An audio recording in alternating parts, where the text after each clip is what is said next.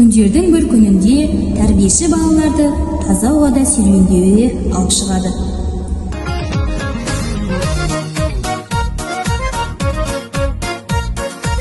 Апай, ана ағайлар не істеп жатыр?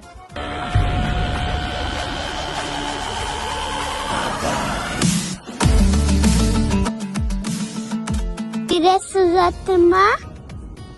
Жоқ, ол қазақтың ұлттық ойыны. Ат үстінде ойналатын қол күрес ойыны. Біз де ойнайықшы. Жоқ балалар, ол ойын сендерге қауіпті. Мен сендерге ат үстінде ойналатын қыз қол ойын үйретейін. Біздің ұлттық ойындарымыздың бірі. Қазір аяулым қызымыз қашады. Жантуған қуып жетіп, аяулымның бетінен сүю керек. Жете алмай қалған жағдайда аяулым Жантуғанды қуып жүріп, қамшымен сабайды. Сәттілік балалар.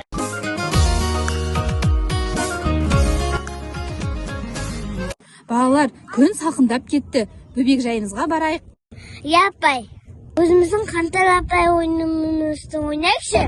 Жарайды. Олай болса, бөбек жайымызға кеттік.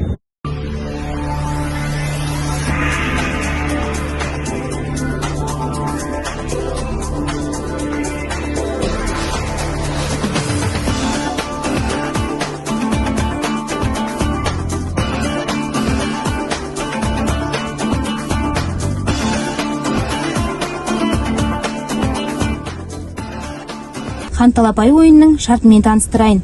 Ханталапай ойыны бұл қазақ халқының ұлттық ойындарының бірі. Менің қоржынымда көптеген асықтар бар. Ханталапай ойыны асықтармен ойналатын ойын. Бұл асықтардың ішінде біреуі ғана қызыл түске боялады. Бұл хан асығы деп аталады.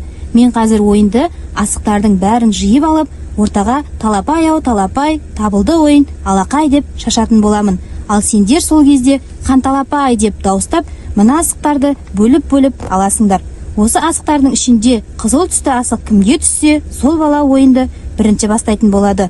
Балалар, уақыт та біраз болыпты.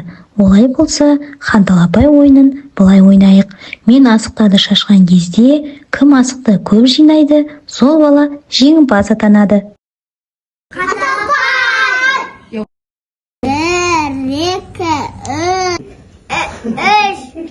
2, 3, 4. Көп жинады екен. Бүгінгі ойынның жеңімпазы Нұрәли. Алақай.